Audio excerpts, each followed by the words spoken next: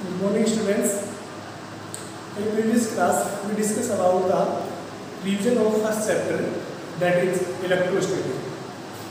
And in the last class, we also discussed about some topics like as what is electrostatics, and the next topic is charge, property of charge, and some important property like as the quantization of charge, adductory of charge, unit and dimension of the charges. And I hope you also write down the notes from the PDF that I provide in the group. If there are any one student that has no PDF of chapter first, so please comment in the group, due to which I can provide a PDF of chapter first, but you should write down the whole PDF, all notes in your notebook. So let's start new topic, and today's new topic is of second class is method of charging. Methods of a charging.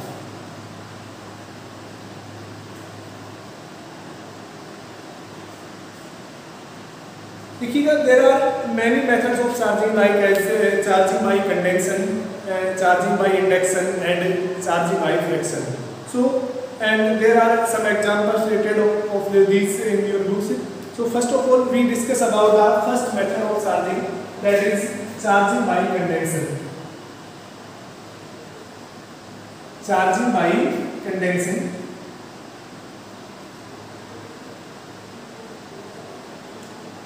Since we know that conductor are those material in which electric current can be flow, like as all metals, copper, iron, gold, silver, etc. are the conductor, in which silver is the best conductor of electricity.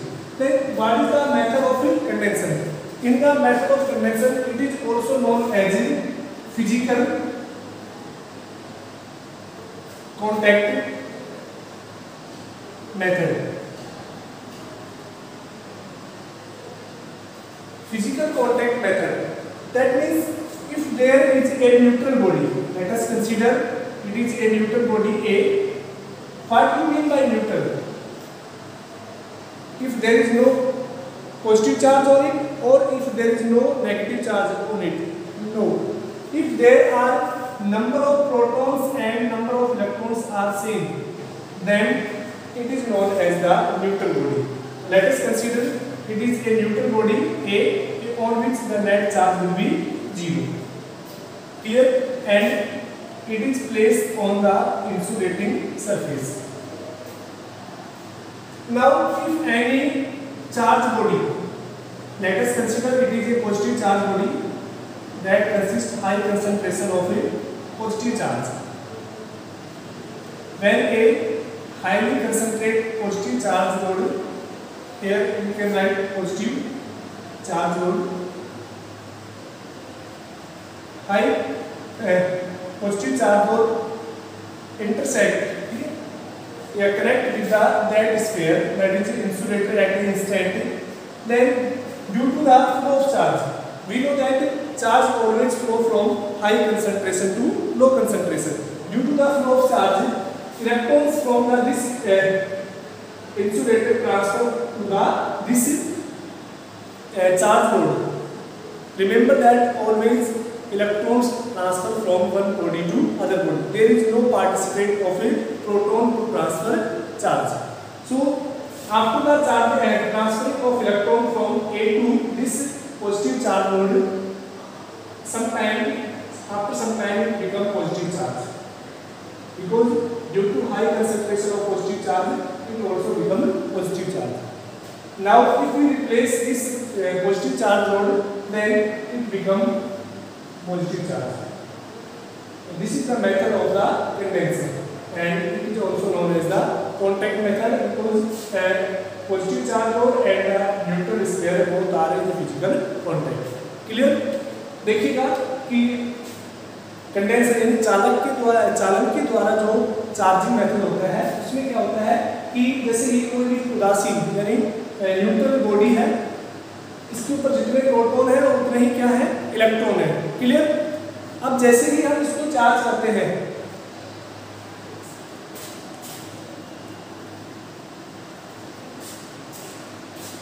अब जैसे ही हम इसको इस positive charge node से touch कराते हैं तो उस केस में क्या होता है कि ये पॉजिटिव चार्ज नोड से जो हाई कंसंट्रेटिव पॉजिटिव है यहाँ से इलेक्ट्रॉन इधर ट्रांसफर होते हैं। ध्यान रखना ये पॉजिटिव इधर ट्रांसफर नहीं होंगे, ये इलेक्ट्रॉन को अपनी ओर खींचेंगे। ठीक है, तो जैसे जैसे इलेक्ट्रॉन ट्रांसफर होंगे इसमें तो ये अपने आप क्या होती जाएगी पॉजिटिव चार्ज स्फीयर बन जाएगा। ठीक है, तो इसके अंदर क्या होता है कि ये कंडेंसर के द्वारा जो मेथड होता है चार्जिंग का, ज़्यादा इंपॉर्टेंट नहीं है एग्जाम की दृष्टि से। अब देखिएगा इसके एक तो कुछ इस तरह के क्वेश्चन जरूर बनते हैं। तो क्वेश्चन की अगर हम बात करें कि जैसे आपके पास एक बॉडी ए है और एक बॉडी बी है, both are isolated. Clear, isolated means dimension and material from which these two bodies are made of are same। Clear, तो देखिएगा दोनों कैसे आइसोलेटेड बॉडी है। अगर हम बात करें इसके ऊपर जो चार्ज है that is 5 coulomb and air charge is 0 coulomb. Clear, if we make a physical contact between both bodies then charge redistribute on both ends become the 2.5 coulomb and 2.5 coulomb on each body। Clear, जैसे हमने दोनों को touch कराया, एक अगर neutral है दूसरा positive charge है तो जो नेट चार्ज है वो क्या हो जाएगा इक्वली रीडिस्ट्रीब्यूट हो जाएगा दोनों बॉडीज के ऊपर। इसका एक एग्जांपल और लेते हैं। जैसे आपके पास एक कोई बॉडी है, एक बॉडी बी है और एक बॉडी सी है। तीनों कोई भी सेपरेट बॉडी है लेकिन तीनों कैसी है आइसोलेटेड है। अब देखिएगा अगर हम बात करें कि ए के ऊपर हमारे लिए चार्ज है वो इनिशियल केस में एट इनिशियल ए के ऊपर चार्ज हमारे लिए 10 कूलम है, बी के ऊपर हम चार्ज मान लेते हैं 20 कूलम है और सी के ऊपर हम चार्ज मान लेते हैं -10 कूलम। क्लियर, अब देखिएगा अगर हम ए और बी को आपस में टच कराते हैं, ए और बी को अगर टच कराते हैं और फिर अगर हम सेपरेट करते हैं तो ए और बी पर कितना चार्ज आएगा।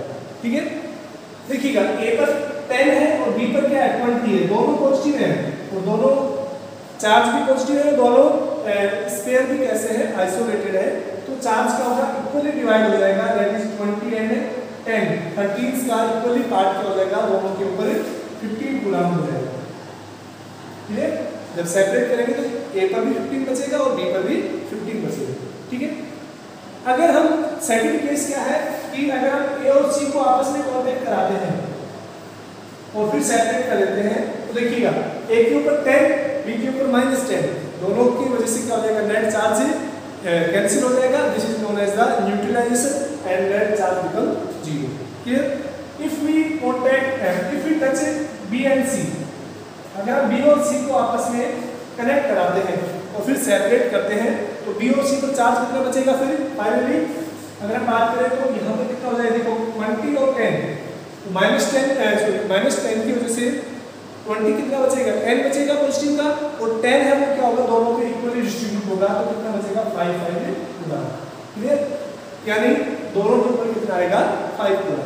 लास्ट क्वेश्चन आपके लिए है, आपको कमेंट में बताना है अगर हम तीनों बॉडी को एक साथ टच करा देते हैं ए बी और सी तीनों को एक साथ टच कराया और फिर सेपरेट कर दिया तीनों को तो मुझे बताइए इंडिविजुअली ए पर बी पर और सी पर कितना चार्ज बचेगा। तीनों आइसोलेटेड है, सेम डायमेंशन की है, अगर तीनों को एक साथ टच करा दिया हमने और तीनों को सेपरेट कर दिया तो मुझे बताइए ए पर बी पर और सी पर कितना चार्ज रहेगा।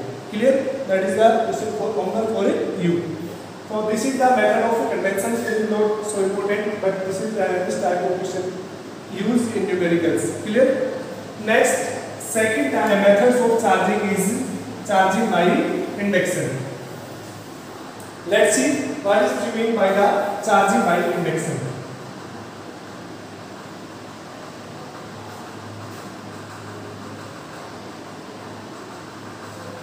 And there is no physical contact between the bodies in which one may be positive and other may be neutral। Clear? Charging by induction यानी अगर हम इसमें बोले तो हिंदी में प्रेरण के द्वारा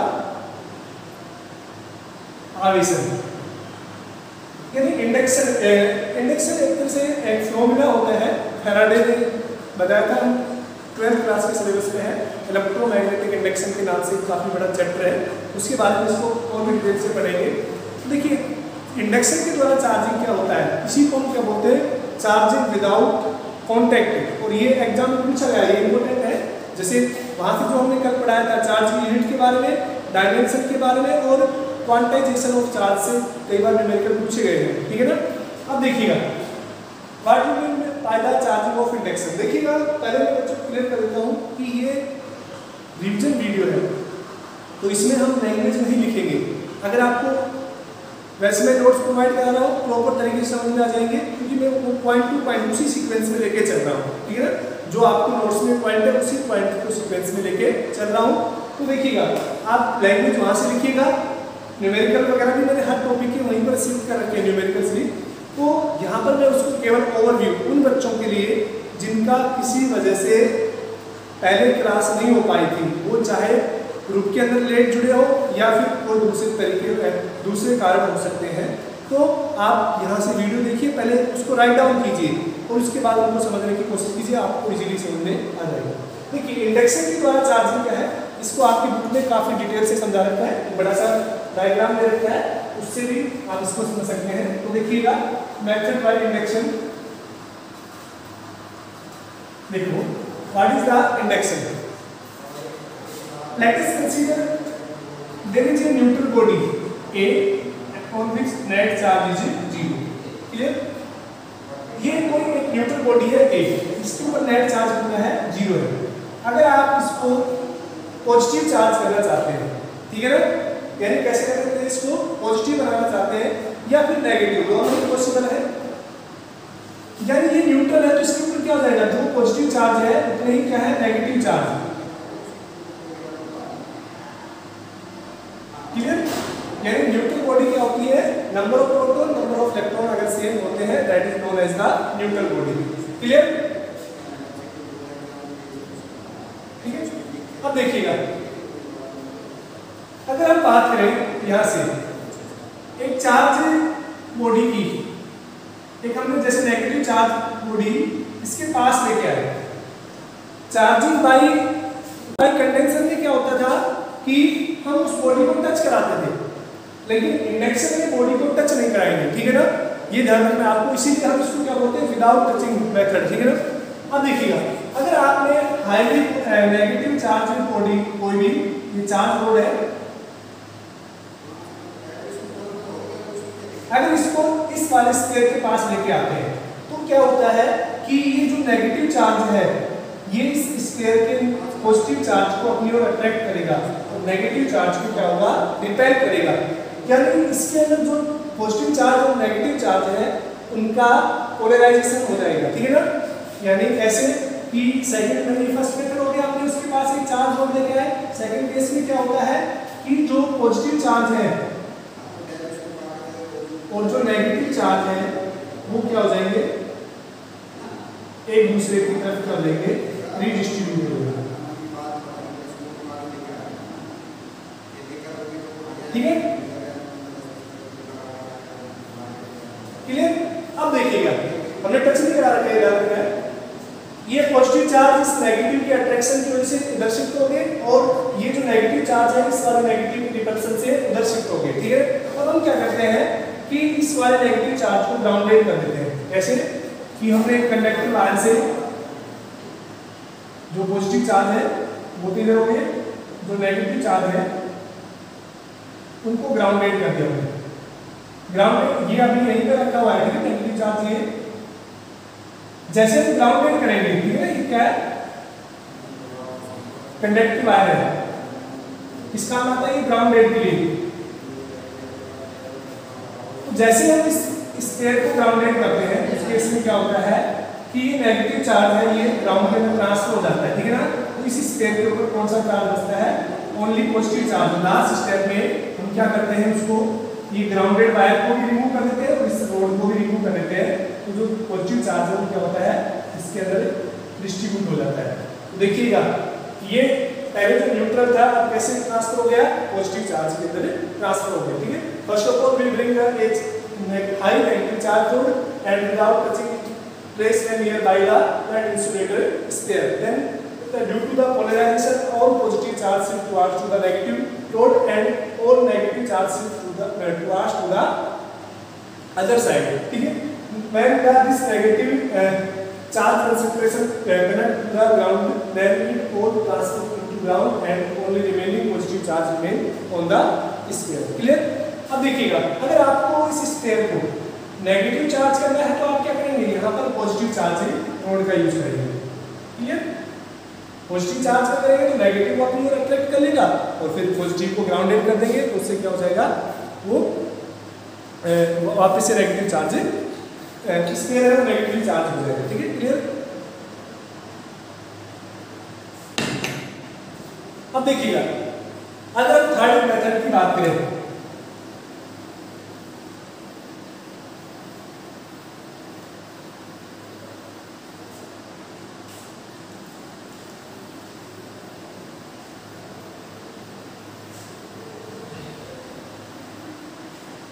ये वाला मेथड है जो सेकंड इंडक्शन के द्वारा कई बार एग्जाम में आया हुआ है. ठीक है?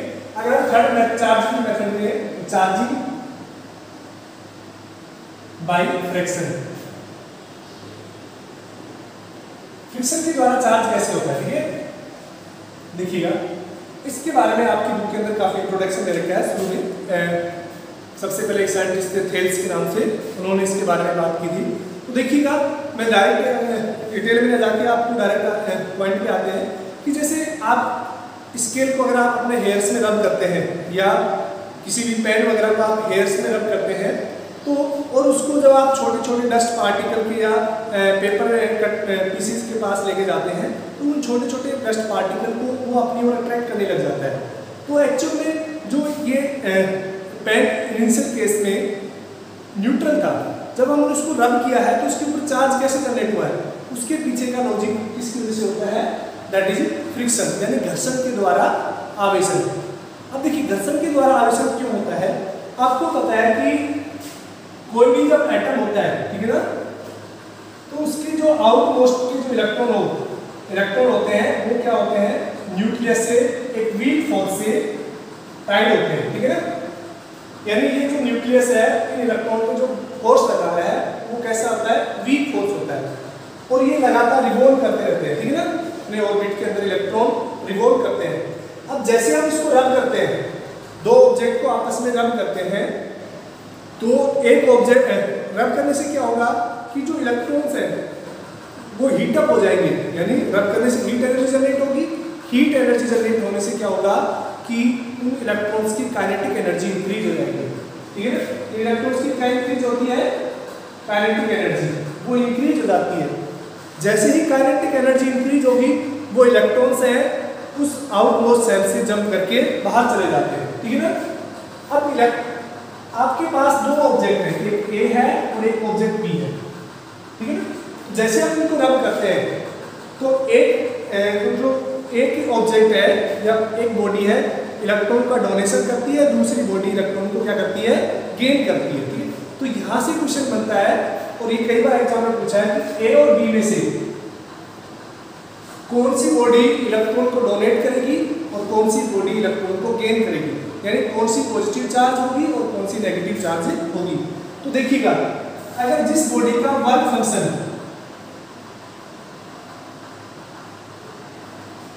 लो होता है वो क्या करती है, इलेक्ट्रॉन को क्या करती है, डोनेट करती है और कैसी हो जाती है, पॉजिटिव हो जाती है.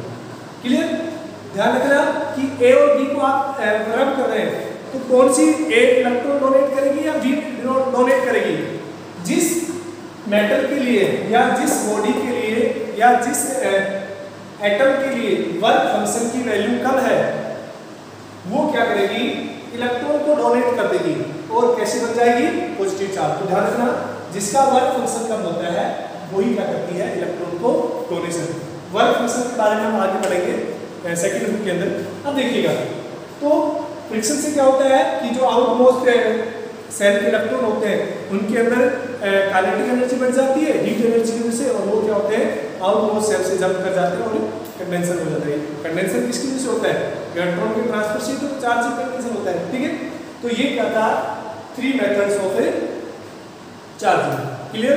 First is charging by condenser, charging by condenser, second is charging by induction and third is charging by friction. Clear? Let us see next topic that is very important for examination as well as numericals, that is Coulomb force. What you mean by Coulomb? The SI unit of charge is Coulomb. Next topic is Coulomb force. It is also known as electrostatic.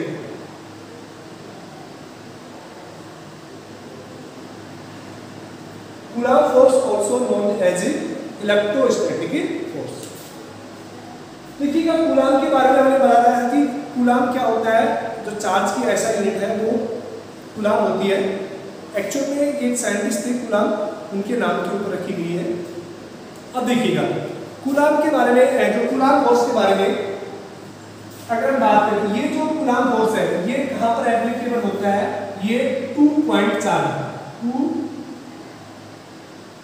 Point charge that at rest, यानी ये जो coulomb force है इनके बीच में लगता है 2 point charge. ध्यान रखना केवल और केवल ओनली 2, केवल 2 ही चार्ज के बीच में लगता है.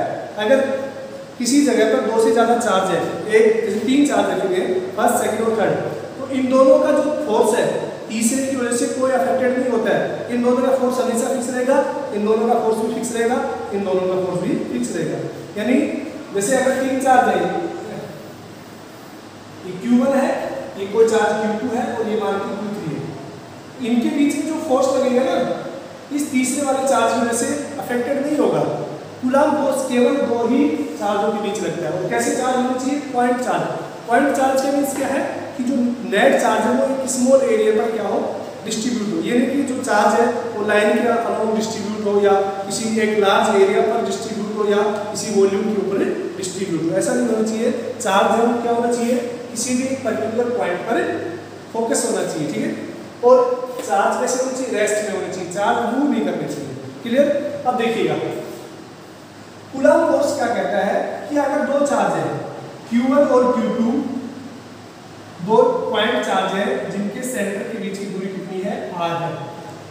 तो इनके बीच में जो लगने वाला फोर्स है, देखिएगा अगर दोनों पॉजिटिव चार्ज है, मान लेते हैं पॉजिटिव चार्ज है, अदरवाइज पॉजिटिव और नेगेटिव भी नहीं लगता है. ठीक है. तो Q1 क्या करेगा, इस ट्यूब को रिपेल करेगा. किधर? यानी फोर्स ऑन 2 ड्यू टू 1, यानी सेकंड चार्ज पर पहले वाले फोर्स की वजह से रिपल्सिव फोर्स लगेगा. ठीक है. अगर ये वाला चार्ज में क्या करेगा, इसको रिपेल करेगा, that is force on 1 due to 2, यानी दोनों चार्ज एक दूसरे को क्या करते हैं, रिपेल कर देंगे अगर दोनों लाइट चार्ज है. ठीक है ना. अब देखिएगा ये जो फोर्स लग रहा है दोनों के बीच की जो डिस्टेंस है वो कितनी है? r. तो इस फोर्स का जो मैग्नीट्यूड है वो किस पे डिपेंड करता है? तो फोर्स का जो मैग्नीट्यूड है वो दोनों चार्ज के मैग्नीट्यूड के प्रोडक्ट के डायरेक्टली प्रोपोर्शनल होता है. यानी F है वो किसके प्रोपोर्शनल होगा? Q1 और Q2 के प्रोडक्ट के. क्लियर. और जो F है ये फोर्स है वेक्टर क्वांटिटी, और ये E देता हूं, E का मतलब इलेक्ट्रोस्टैटिक फोर्स. ठीक है ना. दूसरा जो फोर्स है वो किसके इनवर्सली प्रोपोर्शनल होता है? इन दोनों चार्ज के बीच की डिस्टेंस के स्क्वायर के इनवर्सली प्रोपोर्शनल होता है. क्लियर. यहाँ से हम इसको इक्वेशन फर्स्ट बोल सकते हैं, इसको इक्वेशन सेकंड बोल सकते हैं. तो इक्वेशन फर्स्ट और सेकंड से क्या बोल सकते हैं कि जो F है वो किसके प्रोपोर्शनल होगा? Q1 Q2 upon r². अब देखिएगा जैसे ही प्रोपोर्शनल सिंबल हम रिमूव करेंगे बच्चों तो एक कांस्टेंट आ जाता है, उसको क्या बोलते हैं? Coulomb constant. Clear. And that is F equal to K Q1 Q2 upon r². Here K is Coulomb constant. Clear? Here K is Coulomb constant, and K also written as 1 upon 4 pi epsilon naught. Clear? K को हम 1 upon 4 pi epsilon naught के से भी बोलते हैं. K के बारे में बाद में बात करेंगे, इसकी डायमेंशन क्या होती है, यूनिट क्या होती है, वैल्यू क्या होती है, उसके बारे में बाद में बात करेंगे. तो ये क्या होता है? 2 चार्ज के बीच में लगने वाला फोर्स. अब देखिएगा जितना फोर्स Q1 Q2 में लगा रहा है उतना ही फोर्स Q2 Q1 में लगाता है. यानी जो फोर्स F12 है वो किसके बराबर होता है? F21 के. लेकिन दोनों की डायरेक्शन क्या होती है, अपोजिट होती है। यानी मैग्नीट्यूड तो क्या हो गया, सेम हो गया, लेकिन डायरेक्शन क्या होती है, अपोजिट। यानी कूलॉम फोर्स है न्यूटन्स के थर्ड लॉ को फॉलो करता है, एक्शन रिएक्शन लॉ को। क्लियर। अगर हम वेक्टर फॉर्म में बात करें, यानी कूलॉम की वेक्टर फॉर्म, यानी फोर्स 1 और 2, तो कितना हो जाएगा कि k q1 q2 अपॉन देखो r स्क्वायर, यानी कौन सा 1 2 का। तो वेक्टर फॉर्म में देखिए हम कैसे लिखेंगे, यहाँ पर r कैप लिखते हैं 1 2, और आपको पता है r कैप क्या होता है, यूनिट वेक्टर, यानी r कैप किसके बराबर हो जाएगा, vector r upon its magnitude, इसी के बराबर होता है। तो यहाँ से हम कर सकते हैं कि जो F12 है उसको आप ऐसे भी लिख सकते हैं कि Q1 Q2, इसको हम कह सकते हैं R1 minus R2 upon R1 minus R2, square already है, और जब कैप आएगा तो क्या हो जाएगा, ये क्यूब हो जाएगा। तो ये क्या होती है कूलॉम की वेक्टर फॉर्म। अगर आप इसको लिखेंगे ऐसे,